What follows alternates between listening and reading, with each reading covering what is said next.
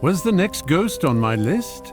I had noted the rooms down in the order in which they were drawn, and this was the order we were to follow. I invoked the spectre of the double room with the least possible delay because we all observed John Herschel's wife to be much affected, and we all refrained, as if by common consent, from glancing at one another. Alfred Starling, with the tact and good feeling which are never wanting in him, briskly responded to my call and declared the double room to be haunted by the ghost of the ague. "What is the ghost of the ague like?" asked everyone, when there had been a laugh. "Like?" said Alfred. "Like the ague." "What is the ague like?" asked somebody. "Don't you know?" said Alfred. "I'll tell you. We had both Tilly, by which affectionate diminutive I mean my adored Matilda, and your humble servant agreed that it was not only inexpedient, but in the highest degree contrary to the duty we owed to the community at large, to wait longer. I had 100 arguments to bring forward against the baleful effects of long engagements, and Tilly began to quote poetry of a morbid tendency. Our parents and guardians entertained different opinions. My Uncle Bonser wanted us to wait till the shares in the Carlion upon use something or other company, in which undertaking I was vicariously interested, were at a premium. They have been at a hopeless discount for years. Tilly's papa and mamma called Tilly a girl and self a boy, when we were nothing whatsoever of the kind, and only the most ardent and faithful pair of young lovers that had existed since the time of Abelard and Hilarice, or Florio and Biancafir. One as, however, our parents and guardians were not made of adamant or Roman cement, we were not permitted to add another couple to the catalogue of historically unfortunate lovers. Uncle Bonsar and Mr. and Mrs. Captain Standfast, my Tilly's papa and mamma, at last relented. Much was effected towards this desirable consummation by my arguments against celibacy contained in 8 pages foolscap, and of which I made copies in triplicate for the benefit of our hard-hearted relatives. More was done by Tilly threatening to poison herself. Most, however, was accomplished by our both making up our minds to tell a piece thereof to our parents and guardians, and telling them that if they did not acquiesce in our views, we would run away and get married at the very first opportunity. There was no just cause or impediment. We were young, healthy, and had plenty of money between us. Loads of money, as we thought then. As to personal appearance, Tilly was simply lovely, and my whiskers had not been ill spoken of in the best society in Dover. So it was all arranged, and on the 27th of December, 1850, being the morrow of Boxing Day, Alfred Starling, Gent, was to be united in the holy bonds of matrimony to Matilda, only daughter of Captain Rockley Standfast, R.N., of Snargate Stone, Villa, Dover. Too, I had been left an orphan at a very early age, and the guardian of my moderate property, including the shares in the Carlion upon you as something or other concerned, and guardian of my person was my Uncle Bonser. He sent me to Merchant Taylor's, and afterwards for a couple of years to college at Bonn on the Rhine. He afterwards, to keep me out of mischief, I believe, paid a handsome premium for my entrance into the counting-house of Messrs. Bohm, Brum, and Boompjees, German merchants of Finsbury Circus, under whose tutelage I did as little as I liked in the corresponding department, and was much envied by my brother salaried clerks. 3. My Uncle Bonser resided chiefly at Dover, where he was making large sums of money by government contracts, whose objects apparently consisted in boring holes in the chalk and then filling them up again. My uncle was perhaps the most respectable man in Europe, and was well known in the city of London as a responsible bonser. He was one of those men who are confidently said to be a good for any amount. He had a waistcoat worn winter and summer, a waistcoat that wavered in hue between a sunny buff and a stony drab, which looked so ineffably respectable that I am certain if it had been presented at the pay counter of any bank in Lombard Street, the clerks would have cashed it at once for any amount of notes or gold demanded. 4. My Uncle Bonser entrenched himself behind this astonishing garment as behind a fortification, and fired guns of respectability at you. That waistcoat had carried resolutions, as waged the ire of indignant shareholders, given stability to wavering schemes, and brought in thumping subscriptions for burnt-out Kaffirs and destitute Fijis. 5. It was a safe waistcoat, and Bonser was a safe man. He was mixed up with a good many companies, but whenever a projector or promoter came to him with a plan, my responsible uncle would confer with his waistcoat and within 5 minutes would either tell the projector or promoter to walk out of his counting house or put his name down for £1,000. And the scheme was made that responsible bonser put his name down for. It was arranged that I was to go down to Dover on Christmas Eve, staying at my uncle's, and that we were to dine all together at Captain Standfast's on Christmas Day. Boxing Day was to be devoted to bonnets on the part of my beloved, and to the signing and sealing of certain releases, deeds, covenants, and other documents connected with law and money, on the part of self, my uncle and my prospective papa-in-law, and on the 27th we were to be married. Of course, my connection with Messrs. Baum, Brougham and Boomjees was brought to an amicable termination. I gave the clerks a grand treat at the hostelry in Newgate Street, and had the pleasure of receiving at a somewhat late hour, and at least 87 times, a unanimous choral assurance, not unaccompanied by hiccups, that I was a jolly good fellow. I was unwillingly compelled to defer my departure for Dover till the 8:30 p.m. express mail on Christmas Eve, being engaged to a farewell dinner at 4, at the mansion of our Mr. Max Boomjees, junior and dinner-giving partner in the firm in Finsbury Circus. A capital dinner it was, and very merry. I left the gentlemen over their wine, and had just time to pop into a cab and catch the mail train at London Bridge. You know how quickly time passes on a railway journey when one has dined comfortably before starting. I seem to have been telegraphed down to Dover, so rapidly were the 80-odd miles skimmed over. But it now becomes my duty to impart to you the knowledge of my terrible misfortune. In my youth, a little boy at a preparatory school near Ashford, I had experienced a touch of the dreadful disease of the Kentish marshes. How long this malady had lain concealed in my frame, and by what accident of time or temperature it became again evolved, I had no means of judging.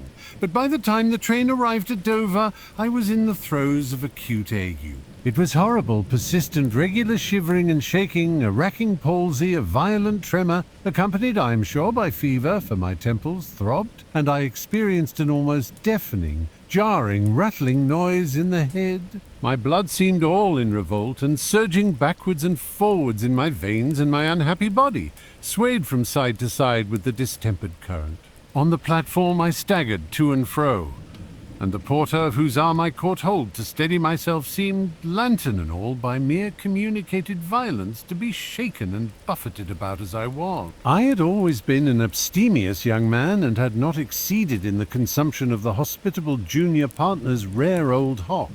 Besides, for all the noise in my head, I could think and talk, albeit my teeth chattered and my tongue wagged in my mouth with aguish convulsions. I had never known before that railway porters were a hard-hearted race, but one tall man in velveteen grinned most impertinently as I was helped into a fly, and I am certain that his companion, a short fat fellow with a leer in his eye, thrust his tongue into his cheek as he heaped at my desire greatcoats and rugs over me, and bade the flyman drive to the Marine Parade, where my uncle resided. 6, I had told every one at the station about my attack of ague. "He's got his load," I heard the tall porter exclaim as we drove off. Of course he meant that the flyman had got all my luggage. It was a dreadful 5 minutes' ride to my uncle's. The fit was so strong on me that my head and limbs kept bumping against opposite sides of the fly, and once came in contact with the window glass, and the noise in my head never ceased. I stumbled out somehow when the vehicle stopped, and clinging to the knocker of the avuncular door, struck such a quivering peal of blows. I had previously scattered the cabman's fare on the pavement in the attempt to place the money in his hand, that Jakes, my uncle's confidential man, who opened the door, stared with astonishment. "I'm very ill, Jakes," I stammered when I had staggered into the hall. "I'm down with that dreadful ague again." "Yes, sir," answered Jakes, with something like a grin on his countenance too. "A comps of the season, sir. Hadn't you better go to bed, sir?" Now the house was all lighted up, for there was to be a snapdragon party, and I knew that my Tilly and all the Standfasts were upstairs with my uncle in his waistcoat, and that they were to wait for my arrival before lighting the bowl. And ill as I was, I burned to see my darling, No, Jakes, I said, I'll try and bear up.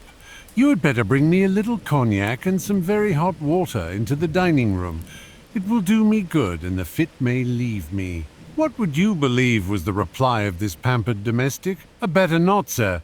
He had the hardihood to observe. A Christmas time, sir. Plenty more like you. Better go to bed, sir. Think of your head in the morning, sir. A fellow began to retort, still violently trembling, when I saw my Uncle Bonzer appear at the head of the staircase. There was a group of ladies and gentlemen in the background, and as well as I could see for shaking, there were the dear golden curls of my Tilly, but her face looked so scared and terrified.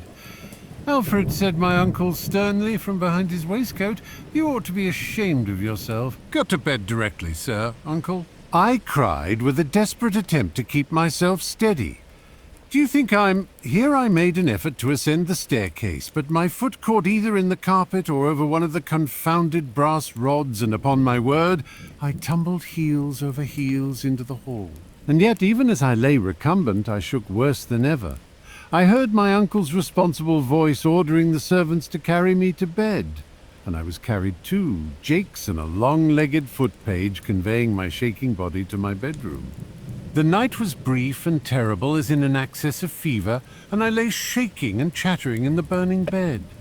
In the morning my uncle sent word to say that my ague was all nonsense, and that I was to come down to breakfast. I went down, determined on remonstrance, but holding on by the banisters and quivering in every limb. Oh, for the tribulations of that wretched Christmas day! I was received with sneers and advised to take very strong tea with a little cognac.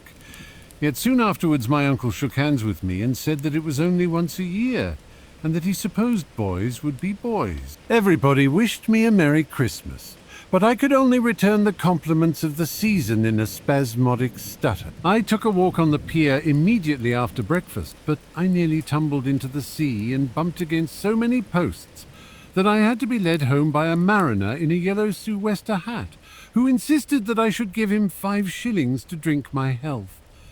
Then came a more appalling ordeal. I was to call at Snargatestone Villa to accompany my Tilly and the family to church.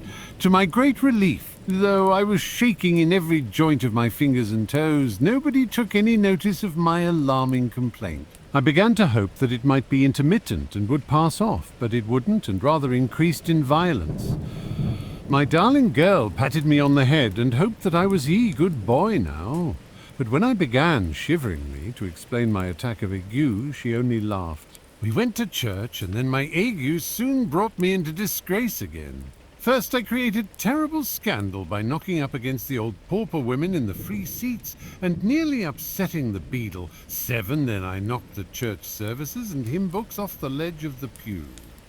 Then I kicked a hassock from beneath the very knees of my future mamma-in-law. Then I trod, accidentally I declare, on the toes of Mary Seaton, my Tilly's pretty cousin, whereupon she gave a little scream and my beloved looked daggers at me. And as a climax in the agony of that extraordinary horizontal shaking fit of mine, I burst the pew door open and tumbled once more against the beadle who in stern tones and in the name of the churchwardens desired me either to behave myself or to leave the church. I saw that it was no good contending against my complaint, so I did leave.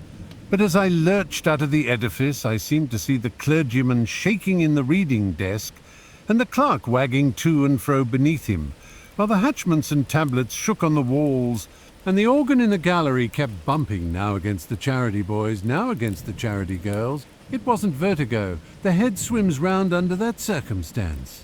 It was clearly ague, and of the very worst description. The body shaking from right to left, and the blood surging in the ears with fever. At dinner-time my agonies had never ceased, but that had not attracted notice.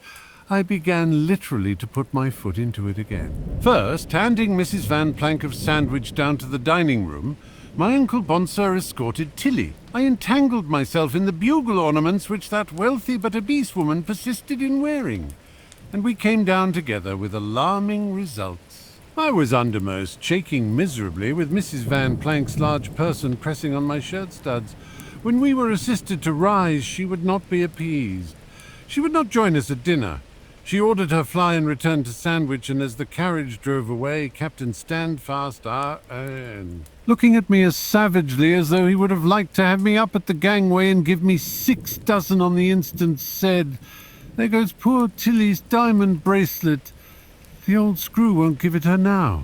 I saw the case on the cushion of the fly. Was it my fault? Could I help my lamentable ague? At dinner I went from bad to worse. Item: I spilt 2 ladlefuls of mock turtle soup over a new damask tablecloth. Item: I upset a glass of Madeira over Mary Seaton's blue moire dress. Item: in a convulsive fit of shaking, I nearly stabbed Lieutenant Lamb of the 54th Regiment, stationed on the heights with a silver fork. And finally, in a maniacal attempt to carve a turkey, I sent the entire body of that Christmas bird, with a garland of sausages clinging to it, got into the responsible waistcoat of my Uncle Bonser.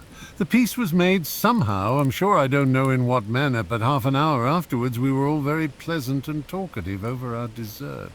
When I say all, I of course except my unhappy self. There had been no solution of continuity in my shaking. Somebody, I think, proposed my health. In returning thanks, I hit the proposer a tremendous blow under the left eye with my elbow. Endeavouring to regain my equilibrium, I sent a full glass of claret into the embroidered cambric bosom of that unhappy Lieutenant Lamb. In desperation, I caught hold of the tablecloth with both hands. I saw how it would be. The perfidious polished mahogany slid away from my grasp. I turned my foot frantically round the leg of the table nearest me, and with a great crash over went dining table, cut glass decanters, and dessert. Lieutenant Lamb was badly hit across the bridge of the nose with a pair of silver nutcrackers, and my Uncle Bonser's head was crowned in quite a classic manner, with filberts and hothouse grapes. Dot ate the bleak December sun rose next morning upon ruin and catastrophe. As well as I can collect my scattered reminiscences of that dismal time, my offences against decorum were once more condoned. Not in consequence of my complaint, in which my relatives and friends persisted in disbelieving, but on the ground that it was only once a year. Lawyers came backwards and forwards to Snargatestone Villa during the forenoon. There was a great production of tin boxes, red tape, blue seals, foolscap paper, and parchment, and my Uncle Bonser was more responsible than ever. They brought me a paper to sign at last, whispering much among themselves as they did so. And I protest that I could see nothing but a large pool of white jogging about in a field of green tablecloth, while on the paper an infinity of crabbed characters seemed racing up and down in a crazed and furious manner. I endeavoured to nerve myself to the task of signing. I bit my lips, I clenched my left hand, I tried to screw my wagging head onto my neck, I cramped my toes up in my boots, I held my breath. But was it my fault when I clutched the pen and tried to write my name that the abominable goosequill began to dance, and skate and leap and plunge and dig its nibs into the paper? That when, in despair, I seized the inkstand to hold it nearer to the pen, I shook its sable contents in horrid, horned, tasselled blots all over a grave legal document. I finished my achievement by inflicting a large splash on my uncle's sacred waistcoat and hitting Captain Standfast under the 3rd rib with the pen. "That will do," my papa-in-law cried, collaring me. "Leave the house, scoundrel." But I broke from his grasp and fled to the drawing-room, knowing that my Tilly would be there with her bridesmaids and her bonnets. "Tilly, my adored Matilda!" I cried. "No further explanation is needed, sir," broke in my beloved in an inexorable tone. "I have seen and heard quite enough. Alfred Starling, I would sooner wed the meanest hind that gathers samphire on yon cliff than become the bride of a profligate and drunkard. Go, sir, repent if you can, be ashamed if you can. Henceforth we are strangers, slave of self-indulgence, adieu forever." And she swept out of the room, and I could hear her sobbing her pretty heart out in the boudoir beyond. I was discarded and expelled forever from Snargatestone Villa. My Uncle Bonser repudiated me and disinherited me from any share in his waistcoat. I hurled myself into the next train at the station, and shook all the way back to town. At about dusk on that dreadful Boxing Day, I found myself wandering and jolting about the purlieus of Soho. From Soho Square, the south-west side, I think. branches a shabby, dingy little court called Bateman's Buildings. I was standing shivering at the corner of this ill-favoured place when I stumbled against a gentleman who looked about 7/8 soldier and 1/8 civilian. He was a little, dapper, clean-limbed, young-looking old man with a yellow face and grey hair and whiskers. Soldiers, save in the cavalry, didn't wear moustaches then. He wore a blue uniform coat, rather white at the seams, and a silver medal with a faded ribbon on his breast. He had a bunch of party-coloured streamers in his undress cap. He carried a bamboo cane under his arm. On each sleeve he wore golden stripes, much tarnished. On his scarlet collar was embroidered a golden lion, and on his shoulders he had a pair of little, light golden epaulettes that very much resembled two sets of teeth from a dentist's glass case, covered with bullion. "Nine, and how are you, my hearty?" said the military gentleman cheerily. I answered that I was the most miserable wretch in the world, upon which the military gentleman, slapping me on the back and calling me his gallant comrade, asked me to have a pint of beer, warmed with a little spice and a dash of Old Tom in it for the sake of Christmas. "You're a roving buck," observed my new friend. "I'm a roving buck. You never happened to have a twin brother named Saif, did you?" "No," I answered moodily. "He was as like you as two peas," continued the military gentleman, who had by this time taken my arm, and was leading me all shaking and clattering towards a mouldy little tavern, on whose door-jambs were displayed a couple of coloured carded cartoons, framed and glazed and much fly-blown, and displaying the one, the presentment of an officer in sky-blue uniform much belaced with silver, and the other a bombardier with an enormous shako ramming the charge into a cannon. The whole surmounted by a placard setting forth that smart young men were required for the Honourable East India Company's infantry, cavalry and artillery, and earnestly exhorting all smart young men, as aforesaid, to apply forthwith to Sergeant Major Chutney, who was always to be heard of at the bar of the Highland Laddie or at the office in Bateman's Buildings. Then, the last time I saw him, went on the man with the yellow face and the grey whiskers, when he had tilted me into the Highland Laddie, pinned me shaking against the bar counter, and ordered a pint of sophisticated beer. He had left our service, and was a field marshal in the army of the King of Udi. Many's the time I've seen him with his cocked hat and diamond epaulets riding on a white elephant, with 25 black fellows running after him to brush the flies away and draw the soda-water corks. Such brandy he'd have with it, and all through meeting me promiscuous in this very public. It is useless to prolong the narrative of my conversation with the military gentleman. Suffice it to say that within an hour I had taken the fatal shilling and enlisted in the service of the Honourable East India Company. I was not a beggar. I possessed property over which my Uncle Bonsa had no control. I had not committed any crime, but I felt lost, ruined and desperate, and I enlisted. For a wonder, when I was brought before a magistrate to be attested, and before a surgeon to be examined respecting my sanitary fitness for the service, my ague seemed entirely to have left me. I stood firm and upright in the witness box and under the measuring standard, and was only deterred by shame and anguish at the misconstruction put upon my conduct at Dover from negotiating for my discharge. I had scarcely reached the East India recruiting depot at Brentwood, however, before the attacks of ague returned with redoubled severity. At first, on my stating that I had an ear for music, they began to train me for a bandsman, but I could not keep a wind instrument in my hands, and struck those that were played by my comrades from their grasp. Then I was put into the awkward squad among the recruits, and the sergeants caned me, but I could never get beyond the preliminary drill of the goose step, and I kept my own time and not the squad's even then. The depot surgeons wouldn't place the slightest credence in my ague, and the sergeant major of my company reported that I was a skulking and malingering impostor. Among my comrades who despised without pitying me, I got the nickname of Young Shivery Shakery. And the most wonderful thing is that although I could have procured remittances at any time, the thought of purchasing my discharge never entered my poor, shaking, jarring head. How they came to send such a trembling, infirm creature as a soldier to India, I can't make out. Sent I was by long sea in a troop ship with 700 or 800 more recruits.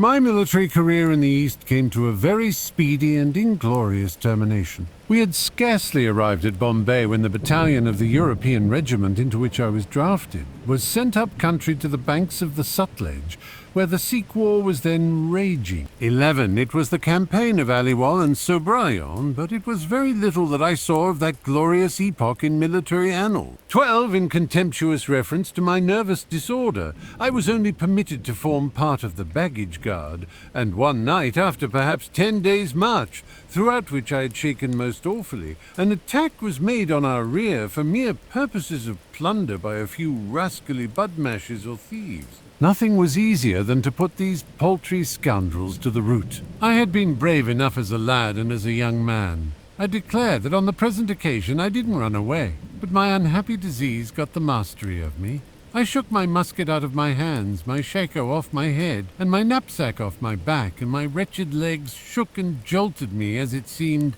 over miles of arid country. There was some talk of shooting me afterwards, and some of flogging me, but corporal punishment did not exist in the company's army. They sent me to a vile place of incarceration called a Ekanji house, where I was fed principally on rice water, and at last I was conveyed to Bombay, tried by court-martial, sentenced, and publicly drummed out of my regiment as a coward. Yes, I, the son of a gentleman and the possessor of a genteel private property, had the facings cut off my uniform, and to the sound of the Erogue's march was dismissed from the service of the Honourable East India Company with ignominy and disgrace.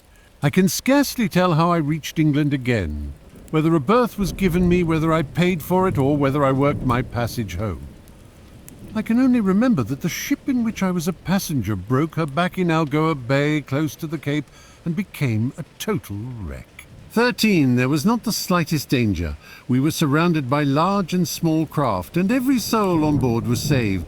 But I shook so terribly and incessantly while the boats were leaving the vessel that the whole ship's company hooted and groaned at me when I was shoved over the side, and I was not allowed to go in the longboat, but was towed alone and aft in the dinghy to shore. I took passage in another ship, which did nothing but shake all the way from Cape to Plymouth, and at last I reached England. I wrote innumerable letters to my friends and relatives, to Tilly and to my uncle Bonsa. But the only answer I received was a few formal lines from my uncle's lawyer, telling me that my illegible scrawls had come to the hands of the persons for whom they were designed, but that no further notice could be taken of my communications. I was put into the possession of my property to the last penny, but it seems to me that I must have shaken it away, either at dice or bagatelle or ninepins or billiards. And I remember that I never made a stroke at the latter game without hitting my adversary with the cue in the chest, knocking down the marker, sending the balls scudding through the windows, disarranging the scores, and cutting holes in the cloth, for which I had to pay innumerable guineas to the proprietor of the rooms. I remember one day going into a jeweller's shop in Regent Street to purchase a watch key. I had only a silver one now. My gold repeater had been shaken away in some unaccountable manner. It was winter time, and I wore an overcoat with long, loose sleeves. While the shopkeeper was adjusting a key to my watch, my ague fit came upon me with demoniacal ferocity, and to my horror and dismay in catching hold of the counter to save myself, I titled a trifle of diamond rings over. Some fell on the floor, but some, oh horror and anguish, fell into the sleeves of my overcoat. I shook so that I seemed to have shaken diamond rings into my hands, my pockets, my very boots. By some uncontrollable impulse I attempted flight, but was seized at the very shop door and carried shaking to the police station. I was taken before a magistrate and committed, still shaking in a van, to jail. I shook for some time in a whitewashed cell when I was brought up shaking to the Central Criminal Court and placed shaking on my trial for an attempted robbery of £1,500 worth of property. The evidence was clear against me. My counsel tried to plead something about a kleptomania, but in vain. My uncle Bonsa, who had come expressly up from Dover, spoke strongly against my character. I was found guilty. Yes, I, the most innocent and unfortunate young man breathing, and sentenced to 7 years' transportation. I can recall the awful scene vividly to memory now. The jury in a body were shaking their heads at me. So was the judge, so was my Uncle Bonsar, so were the spectators in the gallery, and I was holding on by the spikes on the ledge of the dock, shaking from right to left like 10,000 million aspen leaves. My skull was splitting, my brain was bursting when I woke. I was lying in a very uncomfortable position in a first-class carriage of the Dover mail train. Everything in the carriage was shaking. The oil was surging to and fro in the lamp. My companions were swaying to and fro, and the sticks and umbrellas were rattling in the network above. The train was at speed, and my frightful dream was simply due to the violent and unusual oscillation of the train. Then, sitting up and rubbing my eyes, immensely relieved, but holding on by the compartments near me, so violently did the carriages shake from side to side, I began to remember what I had dreamed or heard of others' dreams before, while at sea, or while somebody was knocking loudly at the door, and of the odd connections between unusual sound and motion on the thoughts of our innermost souls. And again, with odd distinctness, I remember that at one period of my distempered vision, namely when I was attested and examined as a recruit, I had remained perfectly still and steady. This temporary freedom from ague I was fain to ascribe to the customary 2 or 3 minutes stoppage of the train at Tunbridge Wells.